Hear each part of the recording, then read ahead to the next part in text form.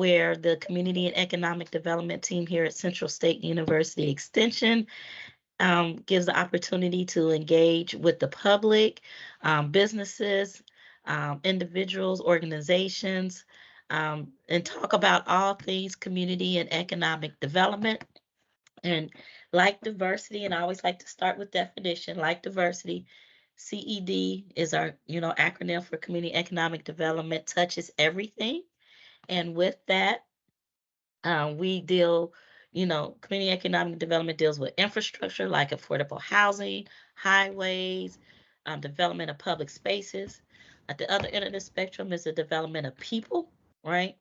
And whether that's workforce development, personal development, and then what I say the connector in between, which are the businesses and organizations.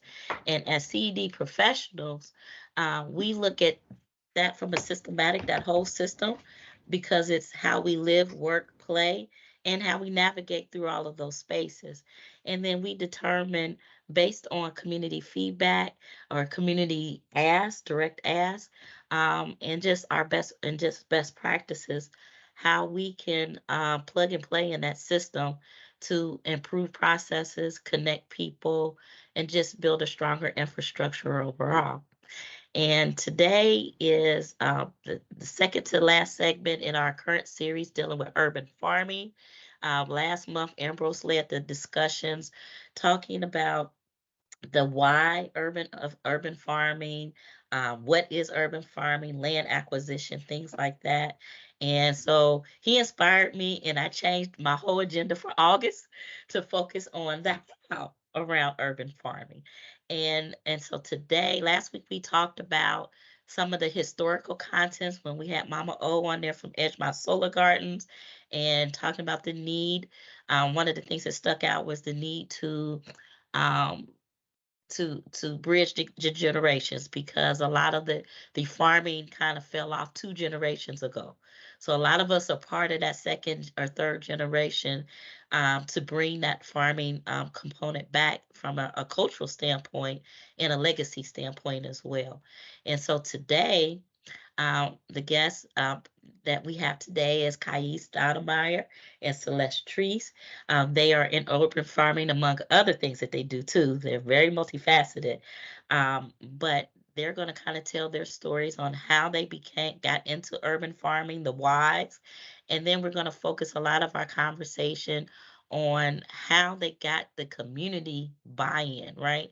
So a lot of times what I'm seeing in our conversations is that the urban farmers just had an aha moment and said, this is what I'm going to do, whether it's for my family, and it said, hey, I can impact the community that I live in as well, the local community, and they started.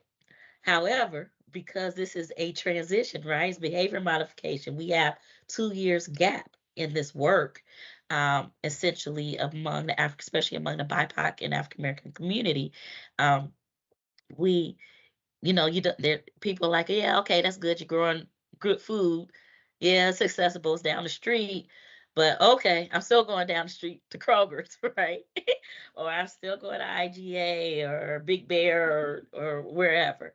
So um, we're going to spend some time talking about how they got local community folks or other collaborative partners involved to build their footprint and impact on the local economy, and some things that they have planned to grow their businesses and their initiatives from this point on. And the one thing I like to say is I can't wait till they share their stories, because it shows how resilient we are. And Eric will be talking about, and it'll be a good segue because next month, Eric will be focusing on community resiliency. So that we're continuing this conversation. And like I said, we look at everything from all different vantage points. And so I'm just looking forward to you guys sharing your story and strategies, effective strategies that you all have been doing and plugging away over the past few years, and where you're trying to go in a sustainable and manageable way. So with that, without further ado, just want to thank everybody who has joined us. Thank you, as always, Miss Sherry, Mr. Kip, Miss Shashonda, Crystal. Ambrose and Eric, as you know, are on the CED team with me, and we're always just trying to find different ways to connect um, people, connect with people, and share information and best practices.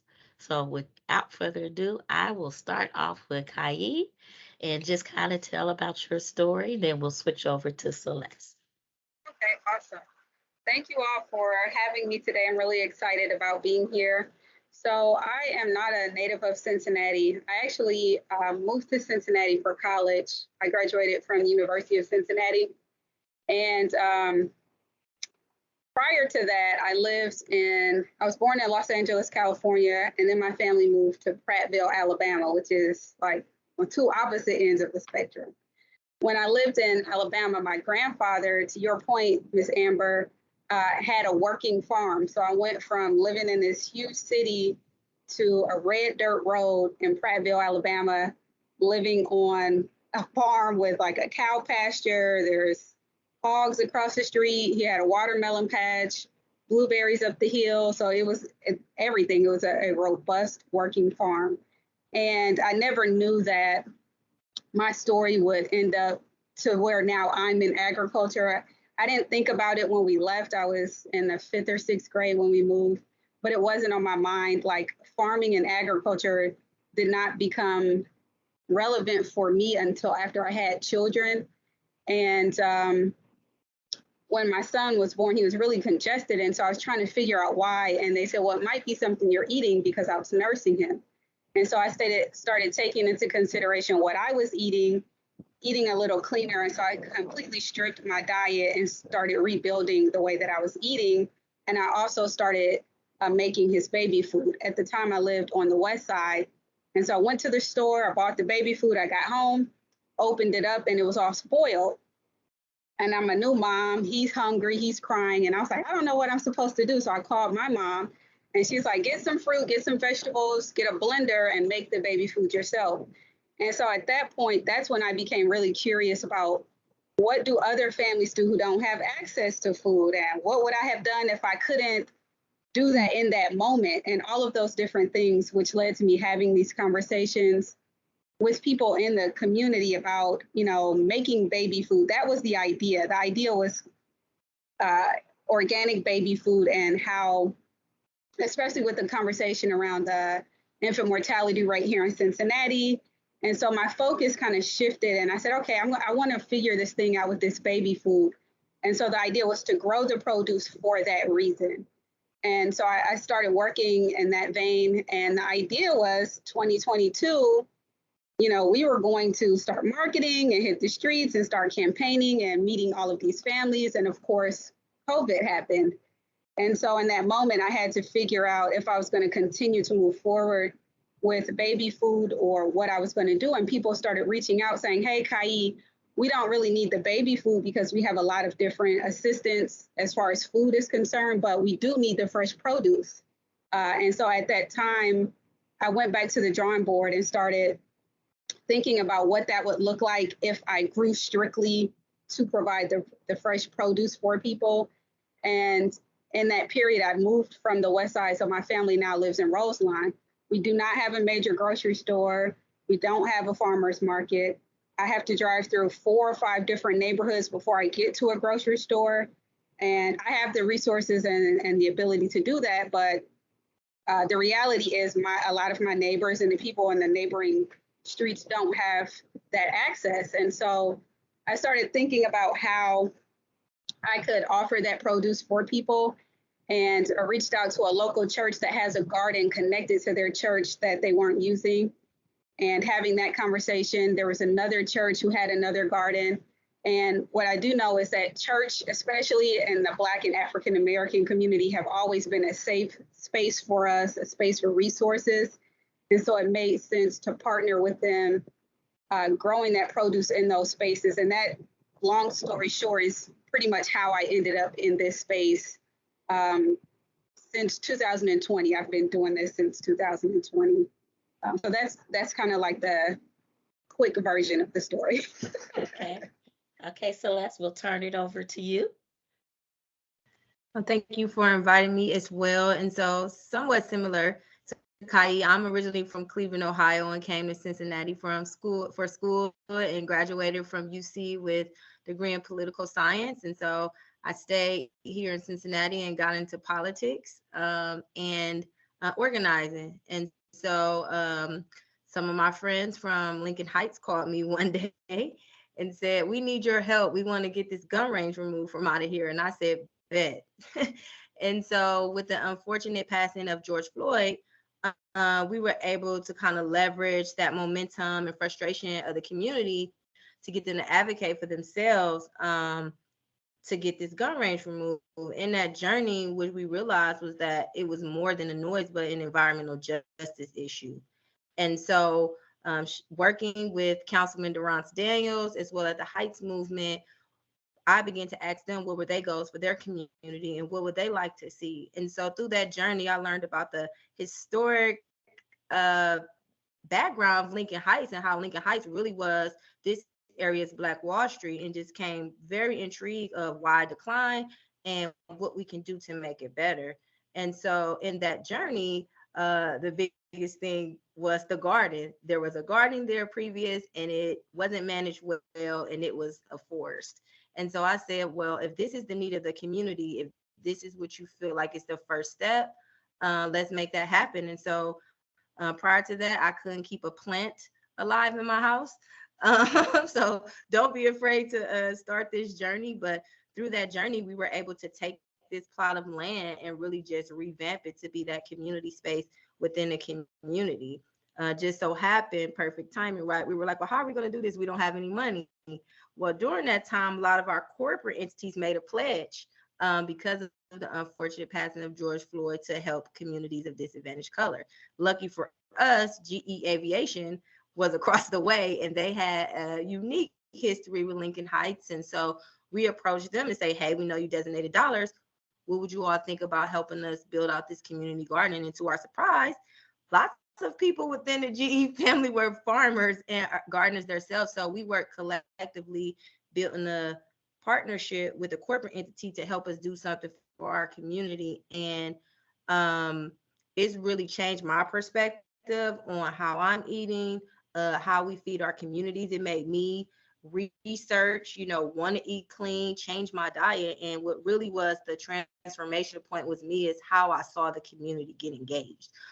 Older people from the community, once we came out there, they start to give us seeds, tell us techniques, all of these things. And they just couldn't believe that young people were actually wanting to learn and gain this knowledge. And so we also had, another person that's a builder come out and build us a huge fireplace that we just wanted a fire pit. And so really engaging the youth and everyone, it really has served as the center of the community where we see so many people engaging. And then during COVID, nobody had anything to do. So that was another thing. They were able to come out to the garden. And so it really has transformed the way this community communicates with each other, really between old and new, because we always get that tension sometimes where our young folks think we know everything, and then we go full ahead, and then the older generation is like, hold up a minute, guys, we've been here before, right? And so it really has served as that center place where we can find that common ground and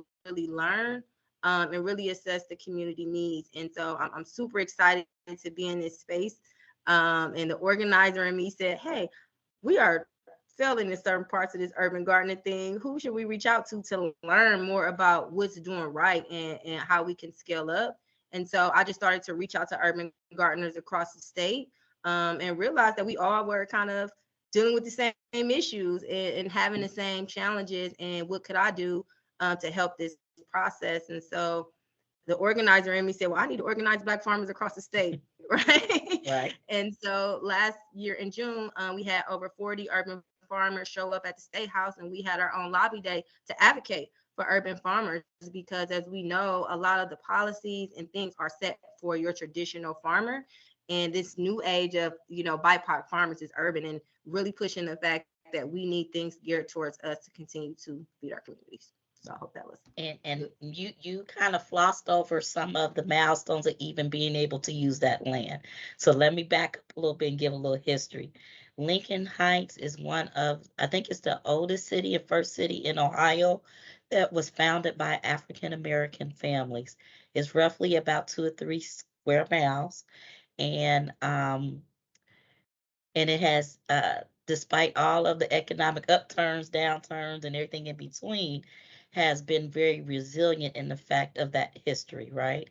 And to give you a little nugget outside of this subject, that's where the Isley Brothers grew up, the music group. Okay, so it has a lot of content, and specifically for the lot itself, when she said gun range, it was used by all of the local police departments to practice shooting.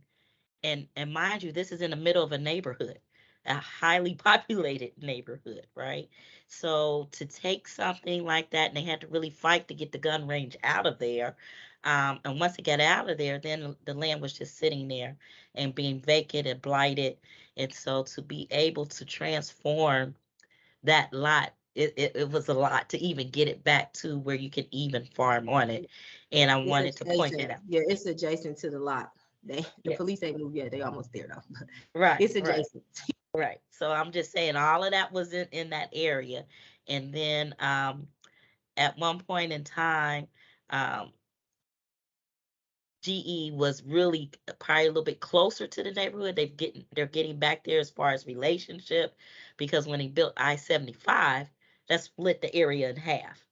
So on one side of I-75 is GE aircraft engines, and then on the other side of I-75 is Lincoln Heights. So just wanted to give you some context of, um, it's been a lot of work in the making, and to be able to transform a blighted space into a vibrant community center, I applaud you for that.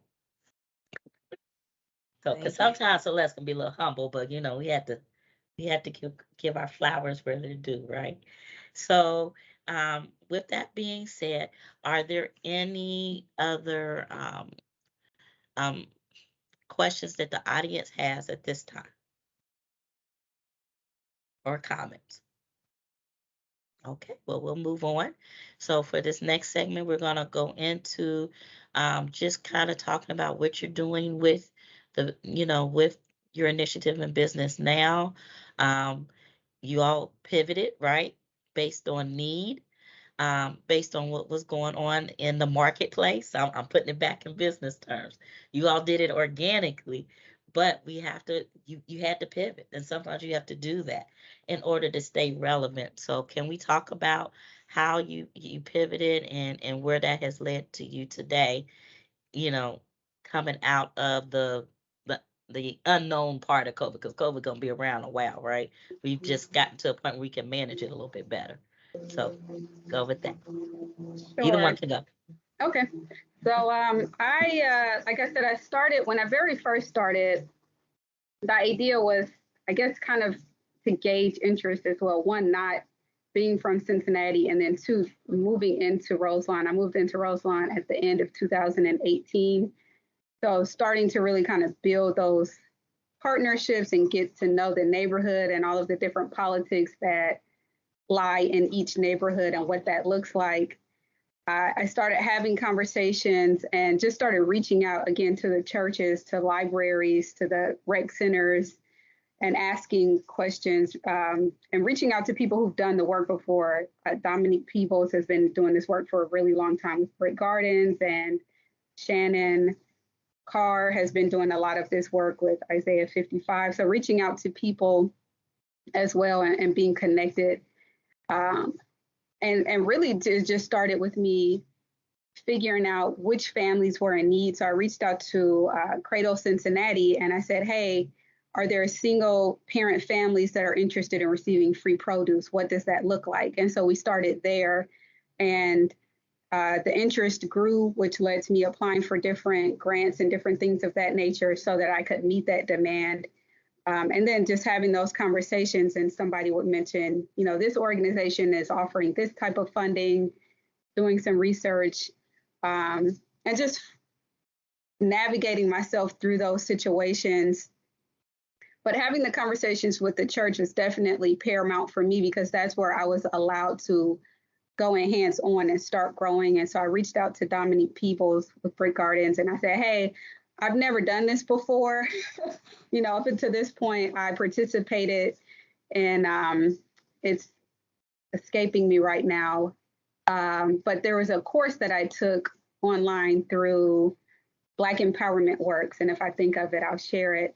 But they were basically offering classes for people who are interested in learning how to grow different food and agriculture and different things of that nature. So I started taking those classes, doing a lot of reading, YouTube University, watching videos and trial and error, and just learning that way. And the garden space at the church gave me the opportunity to do that without any pressure. Nobody was saying like, you have to do this or you have to do that. So I was able to go out and kind of make my mistakes and learn and take it back to people who had been doing it before.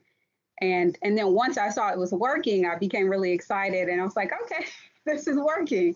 And so then I started reaching out saying, okay, now we have this produce that we're ready to push out into the neighborhoods, and really just connecting with those different community organizations. And I realized that the weather plays a huge deal in how much we're able to harvest, and the pest, if there's, each area is different. So one area I have an issue with rabbits, the other area I might have an issue with the worms or whatever the case may be. So navigating all of that, the water is a huge thing.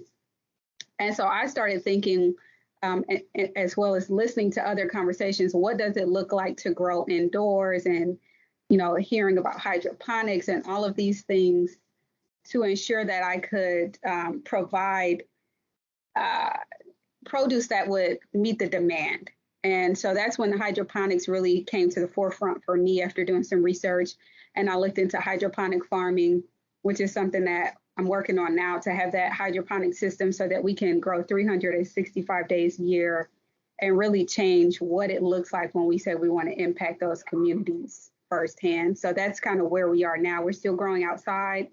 Right now, I'm working on a program until September where we've been delivering food to Avondale mainly, but we hit anybody within a 10-mile radius at no cost to them. We've partnered with DoorDash, and so they're able to get the deliveries out to those folks. We actually had a delivery go out today. About 25 people received their produce today. And it's a really great partnership because there's a lot of people who live in senior buildings. They may live in low-income housing who don't usually see that type of thing being delivered. And then their neighbors are like, oh, what is this? How can I get on this list? And so more and more people, after each week, I have at least 10 or 15 people who are inquiring about being added onto the list. We add them to the list. And so it's just working to where the people who actually need it are getting it, at their doorstep. So it's been a really great partnership, and we're looking forward to continuing to move forward. So it sounds like an effective way to breaking down being in a food desert. Yeah. And getting it to the people. And that's very prevalent because in Avondale, as well as in Roseline and Bond Hill is the community between Roseline and Avondale. Kroger moved, basically left, right? IGA left. Yep. And then they had to save a lot, but that was ineffective, right? So in the Bond Hill area, where the Kroger was right next to a lot of senior buildings. So that even made the situation, and these were a lot of seniors that were disabled, had some type of disability, so they didn't have a way to get to the grocery store. So I like that strategy that addresses that issue. And even though there is going to be a small market, local grocery store in Bond Hill, which I hope they will buy some of your food, and we'll have Pastor Jean Ellington will be on next week to talk about that very market. But still, there's a need because Bond Hill, Roseline, and Avondale are some of the larger communities in the city, and Avondale is probably the most populated. And then as far as seniors, probably Roseline has probably one of the largest populations of the senior population. So it's very prevalent. I'm just trying to give you some context of the great work that you all are doing and the impact. Okay, so we turn it over to you, Celeste. So, we were able to successfully feed the community from what we were growing in the garden, and they came out. They were able to pick stuff right off the vine if they wanted, and we also created bags and delivered it to seniors who were interested. But after that, we said, okay, it's great that we're feeding the community, but as Dr. Gupta said, you're not a farmer until you make money. And so GE approached us to say, hey, we would love to purchase produce from you guys for our cafeteria. And then it made us say, well, wait, we have to create a whole business to even do that. And there are policies, certificates that need to be done before we do that. And so our pivot was, how do we turn this not only to feed our community, but turn this into a successful business that we can create economic empowerment within our community, within the community in Lincoln Heights. So we're able to pay the youth in the summer to work our garden. And then we didn't want to just stop there. We said, what additional programs can we build onto this garden to ensure that we have that training? And so, our programs are seed to plate, where we are teaching the youth, as they grow, how to, turn those things into meals. And then we're also doing seed to product. So many people are getting into herbalists, wanting to make their own soaps, shampoo. How can we use the things we grow as well to turn into products? And so, our pivot was, because of the supply chain issues that started to occur because of COVID within our grocer, how could we then create a local impact where we are providing that need for our local restaurants and even for our grocers? Because as we know, a lot of times they try to discourage us from urban farmers of getting into that realm where we're doing business with, major grocers, but there is a mid-level market for us to compete in. And a lot of times those opportunities are not given to us or told to us. And so that's kind of been our pivot of, how do we turn our garden into an actual business? How do we identify those cash crops that we can provide to our local grocery stores, even to our major grocers to fit their local need, as well as our restaurants? And what other jobs in agriculture could we be presenting to our youth that make them interested in getting into this business? And so advertising, marketing, distribution plans, logistics, all of those things have been our pivot in trying to build out programs in our community that all go into our garden. Okay, and what's the last, how can you, I know part of your thing is outreaching to the youth, right? The next generation. So can you talk to us about some of your efforts in that space? Yeah, so we've been able to have great partnerships with Hamilton County Youth Services this year, who the students who went through that program were able to choose us to work with. And they did a 10-week program where they worked in a garden, learned how to make food. They built a shed for us. So they did everything gardening. The other piece was the youth. Like, the key to bring the community together is the youth. Last year, when we didn't have very much money, but we paid what we could for our youth to come out, all the parents started to come and say, why are you guys coming to this garden all the time? What are you doing? What's going on over here? And they started to come out and ask what's going on, and we were able to teach them. And so, like, connecting with the youth has been key. Durant, who manages the garden, is a football coach. He luckily had the entire football team out to help us do stuff, the reading work in the garden, and they even became interested. It became something that they can do to work out. So really finding those, unique ways to engage the youth has been key for us. It's really helped us maintain our garden. We couldn't do it without our youth workers, and it's really helped other people in the community, like I said, parents and grandparents, really become engaged as well, to come out to help us. Ambrose, you have that look. When you've been working closely with people for a while, their body language. So he already, his head started going like this a little bit. I was like, yeah, he ready. Oh well, yeah. They say I have no poker face, so that's why I didn't even when we had that conference last week. I didn't even attempt or think to play to enter that spades tournament. So it wouldn't work for me. Yeah. But both of you have mentioned some activities that your projects are doing that are I think are really important, and I guess we want to I sort of want to look at or ask about what are you looking at in terms of sustaining or building. So in particular, when you're talking about delivering and using, I think you said DoorDash to deliver just fresh produce to some of the residents in your area. And it's like it sounds like sort of an organic decentralization of the food system. So instead of having folks go to one big box that's not even your neighborhood anymore to buy food, now you're having this distribution system where small producers can have their food taken out to where it's needed. Um, and and we were a few years back looking at how could blockchain technology be used to help facilitate some of the transactions with these growers or aggregating these small growers. But you all are actually in a sort of on the other end of it, of actually getting the distribution part out. Is there any compensation in that system for the growers?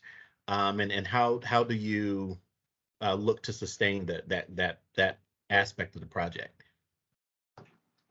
So I know right now, majority of the food is grown, that's being distributed is grown in the gardens that we use, which are 2 of them.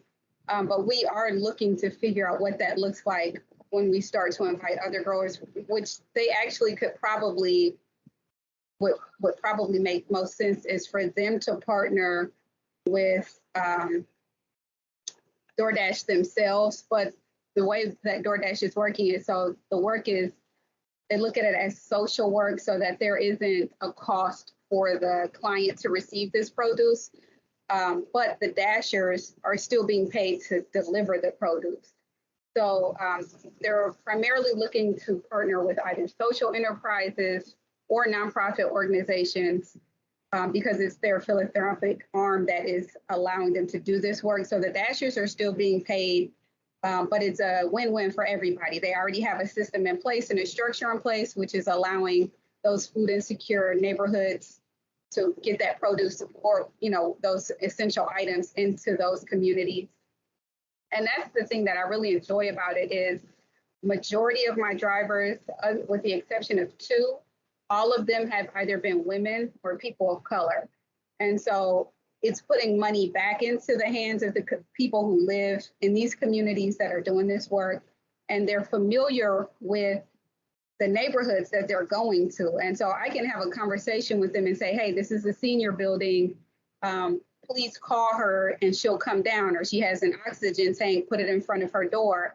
And because they're familiar with this neighborhood and these types of barriers, they're willing to go that extra mile and do those things. And so it works. And when I have people that, like, for instance, I had a driver that I knew wasn't from this area, I shared with her, this is what, when you get to this neighborhood, when you get to this house or this apartment building, make sure you do A, B, C, and D, because I knew she wasn't familiar with the neighborhood. But by and large, a lot of them are already familiar. This is a lived experience for them. So it's like I'm delivering produce to my grandmother or my aunt.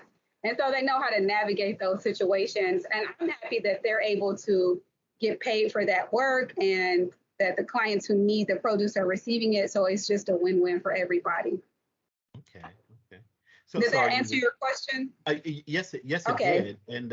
And are you recruiting additional growers, or what is there? How is that component being addressed? Right. So I would actually suggest if anyone is interested in partnering with DoorDash, for them to sign up themselves, because DoorDash is wanting to hit certain milestones and have, certain amounts of produce delivered. And they're also wanting to have a certain amount of organizations that they're working with to do this work. So I would suggest that if there are any organizations that are interested, that they reach out to DoorDash so that they can get onboarded and into the system so that they can partner with them directly.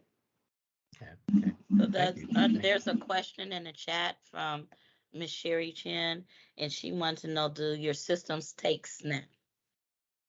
The EBT. So with the current program, what we're doing right now, there's no cost, so it's not necessary. Once we get past this hurdle and we're delivering. We are in the process of studying that so that we can accept those SNAP benefits and produce perks and things of that nature. Are there I any would other say same questions? for us too. Yeah, same for us too. Just being able to get everything in order to be able to accept SNAP, but all of our stuff is free for all of the residents as well. So So do on the the business growers? side of it, how do the growers, the Yeah. grower, benefit from this system? As far as partnering with DoorDash. Mhm. So for this particular program, Hyperfarm is a social enterprise. And so for me, I knew that I was applying for this particular grant, and I had in mind that this was one that was more community focused. And then outside of that, when I'm doing the work, I wouldn't partner with DoorDash to have them deliver at no cost. That's where I would have that conversation with DoorDash to find out, is there a cost for me to use them for those services, since the client would then be paying for that produce. So I have to separate the two. And so I knew for this particular project that this is community work. There's no cost. It was funding that I received for a grant to do this particular work. Outside of that, yes, then there would be, having that conversation with the grower and figuring out what works best for both of us if they decided to, come under our umbrella and things of that nature. Okay. Mhm. Ms. Sherry, did you have another question and comments? I'm not used to you being so quiet.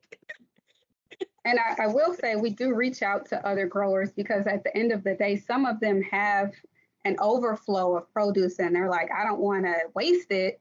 And so they're more than happy to, if they know there's no cost involved and they're getting it out to people who need it, they're more than happy to deliver any extra produce that they have, knowing that it's going out to people who need it most. So that's been really helpful as well. Okay. And like I said, we're always trying to make connections. So if you haven't met Miss Sherry, I'll make sure to connect you guys by email. She does a lot of awesome work up in the Springfield area. A lot of grassroots. She has a porch project, and I know I'm jacking up the name, but Ms. Sherry, if you could talk about that project really quick, because you all did a lot of impactful work with that, since we're talking about the outreach and engagement piece.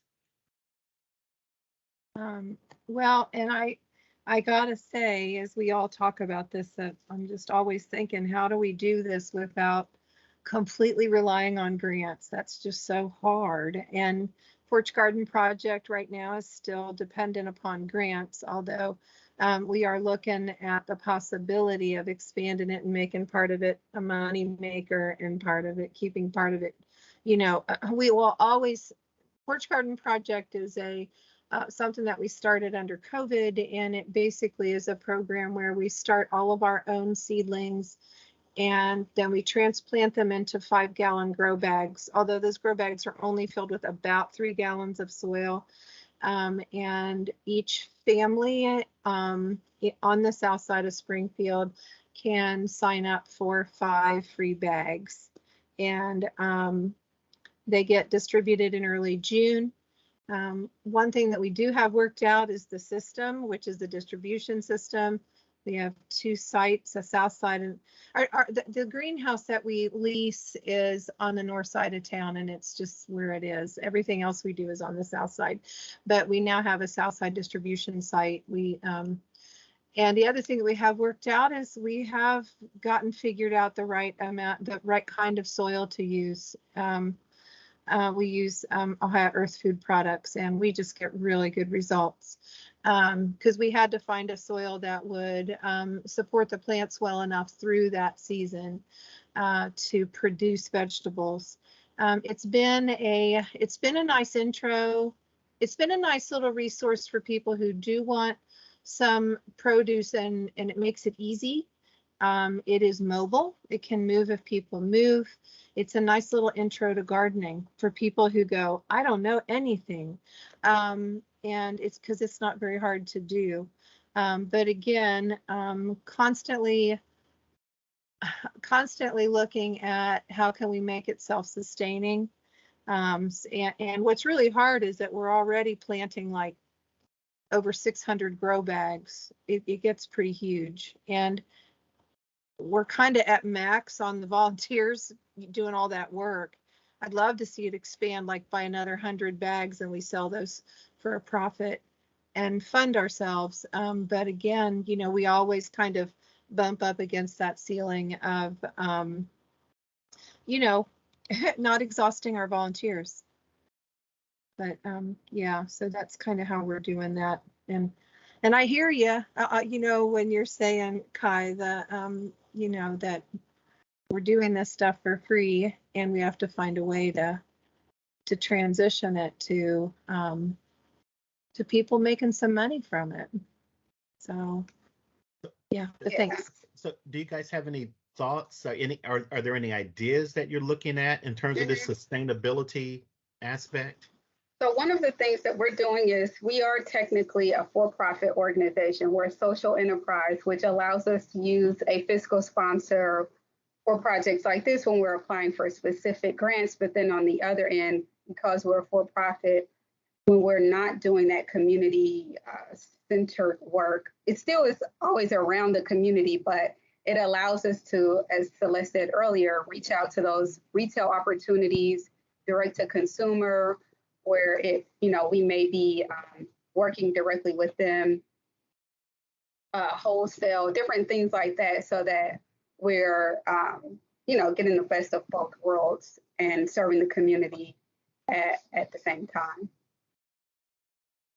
So our approach has been, like I said, identifying the cash crops and what added value products look like to be sustainable. So one of the things that we're exploring, because we have so many local breweries here, is growing hops, so that we can, you know, find those one or two things that we can really just focus on the business and be able to continue to do the community work by just providing variety of fruits and vegetables that they want and that they need. Okay. And Crystal, you had a question? Almost feel like it got answered, but I was going to just ask both of you, Kai and Celeste, like how do you select the produce that is going to be grown? Is it a survey that goes out to the neighborhood? Is it by understanding the demographics? Did you do market surveys from the local grocers? Is it what we have available by seeds? Is it, so I wanted to get into kind of understanding that, but Celeste, you kind of answered that question already, but I still would like to know what those answers are.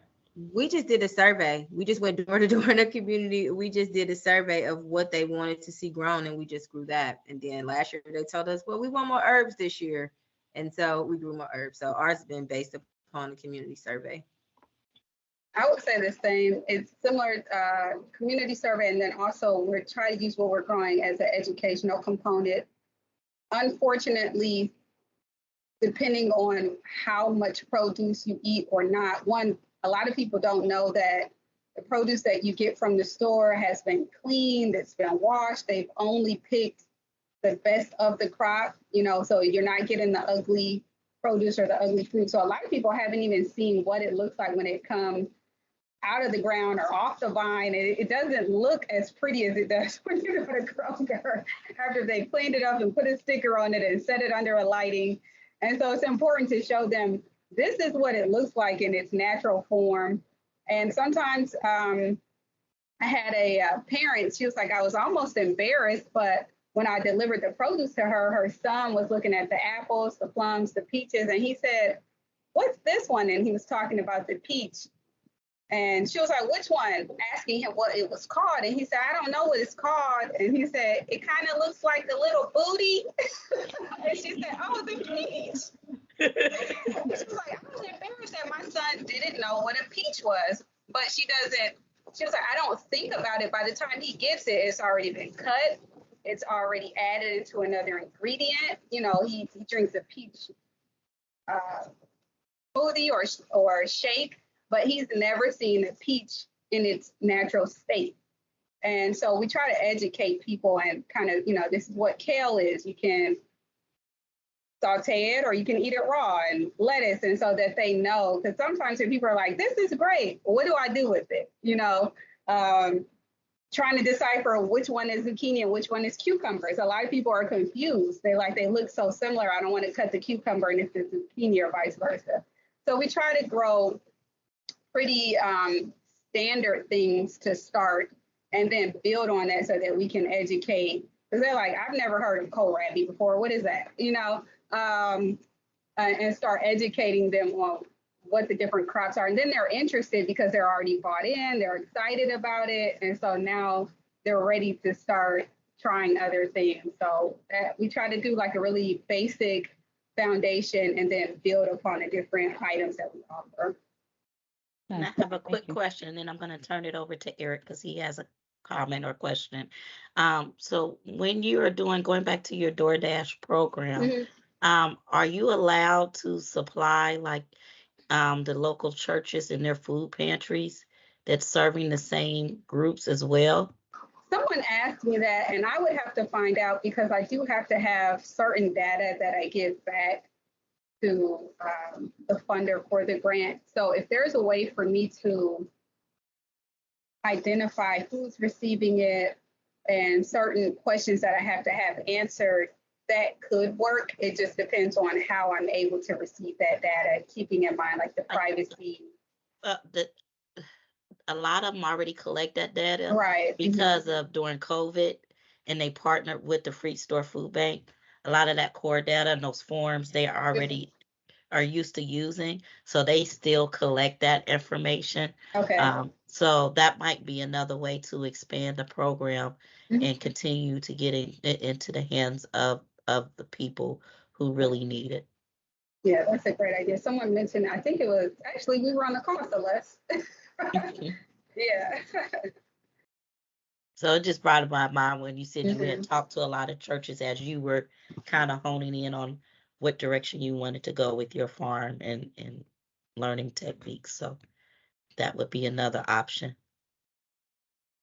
Go ahead, Eric. Yeah, thanks. This has been incredible. Just really, really great for this time. I will note that Curtis, Kip, you're up, and I don't know if you wanted to say something, but I'll cede my time to you if you still have something to say. But I guess I'm curious, maybe Celeste, if you would want to start us off on this. But when you're doing the organizing work, and you have a network that you've been building, and you're doing advocacy. I'm just wondering where do you see the potential is for that, right? For that kind of a network to emerge and what we could accomplish more together than we could individually as individual farmers, urban farmers. I don't know if you care to comment on that. Well, a lot of the organizing has been for policy and resources. So one thing that we all have issues with is land access. And then everyone talks about like always working on a grant, and like grants are limited, and how do we push our legislators to make more resources available for us to scale? That has been the main thing. And then of course there has been a lot of talk about what a distributor owned co-op looks like. And so a lot of us, are starting to think about how we can build that, but one that's sustainable, because as we know, co-ops are hard to sustain if you don't have like a good, model. And so those are the three areas that, what does a distributing co-op look like? What does advocacy look like for land access, as well as more resources for us to scale and sustain? So for the co-op piece, I would suggest maybe reaching out. Do you know Donnie Boykin? She is in the Trotwood area. So Is that Gem City? She's not part of Gem City, but she's up in that area. But a group of beginning farmers she's part of a group that just started a co-op, and they did a lot of that background research already. So why reinvent the wheel? And she's big on sharing information. So I'll make sure that I connect you guys too, so you all can have that conversation. it strikes me we should connect them too with Red Bib, right? I mean, she's trying Yes. to, she's And also red trying bibs to as well. Yes. solve the distribution. I'm question. also, I'm writing down notes. So I won't forget. my And then camera's go ahead, wonky. Kip. Yeah, sorry, my camera's not working for some reason today. Okay. Absolutely inspirational. I love what you guys are doing and wish you tremendous luck in this. I think the question of getting off grants is a really complicated one because I think some of this space is actually space where there's going to be funding forever, right? Food insecurity. Some of this space, you know, it is going to be a struggle eventually. And so I want to put in a pitch for you guys taking a look at the Richland Grow Op, which is an urban agriculture farming cooperative that a group of us launched about 4 years ago in Mansfield, Ohio. Right now, there's 7 farmers working on what we've got a standard size micro farm, what we call the micro farm. It's a urban farm of about 1/3 of an acre. And we trained a dozen people to become commercial farmers, to form their own cooperative and to manage that cooperative. And the grant ended last December, and they're in their first full year of operation and looking at 6 figures in terms of overall co-op. The cooperative is very complicated because a cooperative is a bunch of individuals and everybody's a potential wild card. And part of how we're building another one in Marion, and part of how we're mediating for that is we're building the community that's going to become the cooperative before that cooperative forms, so that people are familiar with each other, and they've got about a year to get to know each other before they engage in that.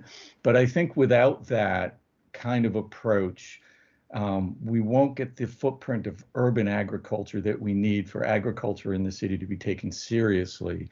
And we don't have enough individual spaces for one person to do it.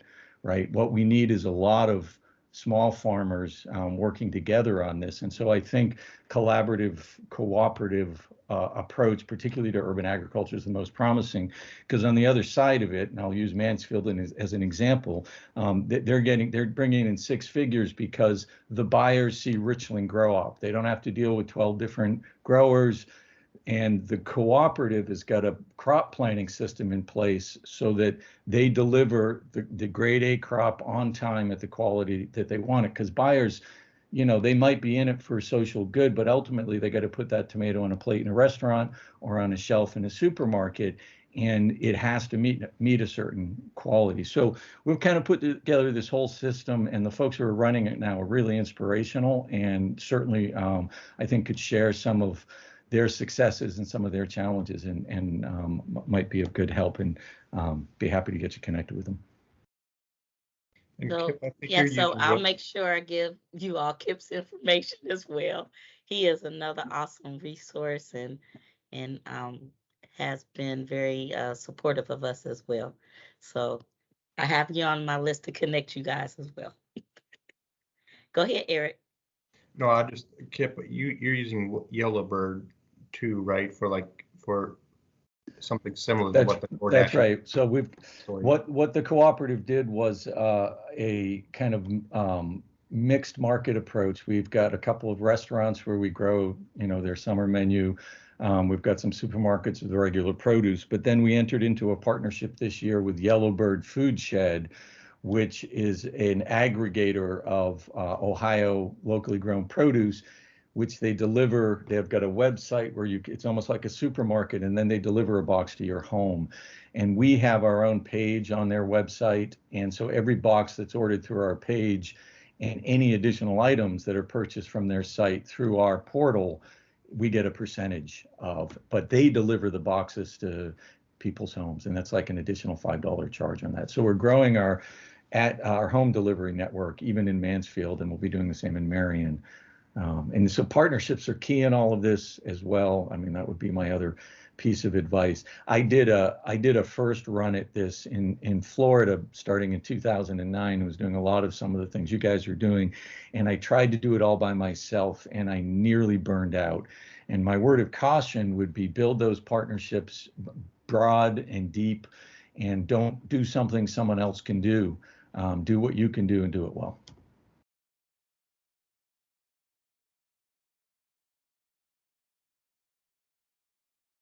Thank you. That's great advice, because I know co-ops are tricky. You gotta have the right model.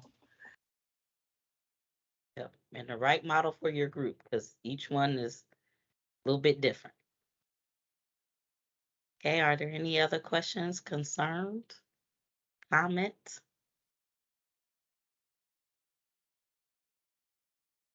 Well, I'm Somebody's just typing thinking, I'm just wondering, Kip, what capacity do you all have for like a field trip? We'd love to have you up. Yeah, I mean, so we've got OFA coming on Saturday for their farm tours. We're thrilled to kind of have made the cut for their farm tours. But everybody but me is there on site and working on site, and I can get there in 30 minutes. And so, we'd love to show it off. We've got, the farmers, the different farms you could see. We've got a huge urban farm. We've got 12 acres where we've got a farmer's market, farm to school. We've got a work release program, and we're using labor dollars, work preparedness dollars in that space as well. And so we're trying to figure out how to structure the public dollars that will be long lasting into the right places to support the activity, but sell produce in underneath. So even NECIC, who runs that urban farm as a not-for-profit, sells thousands of dollars of produce because they have a working farm there as well, and they're a member of the cooperative. And so my theory behind this was, if urban agriculture is going to sustain itself over the long run, it has to become agriculture. It has to become rooted in that marketplace production. And if you do that, the rest of what we're doing will come. And we've found that to be the case in Mansfield. And that's another common thing that I'm seeing, is that I like the use of public dollars being used effectively. So with Celeste, using the summer youth employment programming, it's an incentive to get the kids there. You're getting them there regularly for 8 to 10 weeks, up to 20 hours a week, so they really can take a deep dive. I know that we've used that program at Central State with Turner Farms over on the west side of Cincinnati, with Natalie Brown, who's on our 4-H youth development team. And this is her second year of doing that same, type of programming to engage the youth and get them hooked. Because once you get them hooked, they will take it all up to another level. That's why I like working with youth. It's just that getting them there and getting them engaged. Once you got them, you got them. They're not going anywhere. It's a whole new world. So using those WIOA funds, which is the Workforce Opportunity Investment Act funding, which is where the summer youth employment funds come, as well as the funds. That's the source of funds for that you were referring to, Kip. Those are all very good programs. And some of those other programs that use some of those funds we'll be talking about the last week of August. And I have some non-traditional people coming to talk about that as well. So I hope you all come back, because some of those programs you might actually be able to use. And a lot of times they're kind of best kept secret. So we have ODOT coming. I have the Montgomery County Office of Reentry coming. Have the Bureau of Workmen's Comp coming. That will be participating in that session. But that is a way to use public funds, but it's more of a contract nature, more so than, you got to keep rewriting a grant over and over and over again. So summer youth employment, because the demand to place kids are so high, you just basically have to say, I want to be a work site. But you can control what that work site looks like, right? So you do have a right when your work site to say, I want kids this particular age. I want to interview them before they come. When I've done those programs myself, had work sites to identify kids that they're already working with. Do you want them to work for you? Or if you do, then we're going to place them with you, right? Because you want them, you've already identified, you're already working with them. That gives continually, year after year, right? So you can build upon whatever you taught them that first year.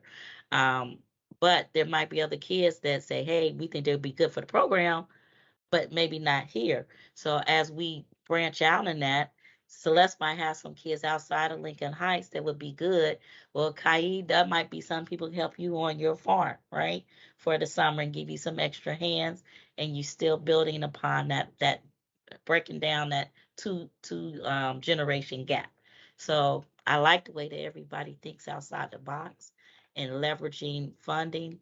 Um, and Ambrose, for our conversation we had the other day, that is an example of real public private partnerships, P3s, right? Is that you're reducing risk up front and you're leveraging the private sector with the public sector to have impact on the local community. That's what a true P3. We had another conversation, but that is an example of a P3 when applied to a program, how it should work. So, um, thank you once again. We have come up on our time. But as always, thank you for joining us. I will make sure that, one of the things that we said is that we want to help people. We look at how you navigate, right? And make connections. So we've made several connections. I will follow up with emails to solidify those connections and just let Ambrose, Eric, and I know how things are going and if there's any way that we can help. And one of the things out of these urban farm series conversations that we've been having, to your point, Celeste, we are looking to convene across the state. So me and you need to have conversations on, because it's why have two different things? Let's do it together, right? Because we have some more people that can be added to that list. And like I told you all in private, we want to take the information that you all, not take it, but compile it is a better word, into documents so that now you have an urban farm best practice document, right? And we have the resources to help make that happen. So those are some of the things that you'll be hearing from Eric, Ambrose, and I as we build that out. And we'll be, I got, you all have my backbone, right? The phone. The backbone is all beat up, but it still works. That's an inside joke. But so we'll continue. And once again, do you all have any closing remarks before we close out? Just thank you again for allowing us to share our story, and I'm really excited about what this looks like moving forward in the future. Thank you again for the invite. Super forward to continue to work with Central State Extension Program so we can continue to learn, and look forward to coming up Mansfield because I thought only Gels was up there. So now it's a farm. Yes. And then I just want to read a comment real quick from Cheryl. She just said that this is a very informative session. Thank you. And she is a part of the 7 Seed Sowers Co-op with Donnie that I had referred to. And she would be interested in connecting with Kip as well. So I'll make sure I'll connect you guys. And then this would be an added value in learning from their experience. So please send Donnie his so Kip, I will send you Donnie's information is basically what she's saying. Shashonda said, thank you, everyone. I truly enjoyed listening today. Crystal said, thank you, everyone. This was an awesome session. And Kip, you were getting ready to say something. No, I just said perfect. Send me the info. Thank you so much. Yeah. Okay. All righty. And Eric and Ambrose, do you have any closing remarks? Just that I look forward to the follow up. We have a number of I think projects and aspects to follow up on from the perspective of extension. So I look forward to it. That's going to be an exciting remainder of 2022 and then going into 2023. And Eric? No, just grateful. What? So okay. So this thank you again, and thank you for joining us. And if you all even have any ideas of what you would like for us to cover during the show, we do this every Thursday from 2 to 3 p.m. Let us know. It doesn't have to be urban farming. We do all things CED. So even if it's another subject matter, it's fine. And until next week, enjoy your week, your weekend. Keep growing so we all have access to good food, and look forward to working with everyone. Crystal, real quick, said that Kaishi would love to touch base with you and Celeste to brainstorm. So she'll be following up with you as well. So thank you again. And this will conclude our August 11th, 22 session of CED Office Hour Live, where we talk about this, that, and the other thing.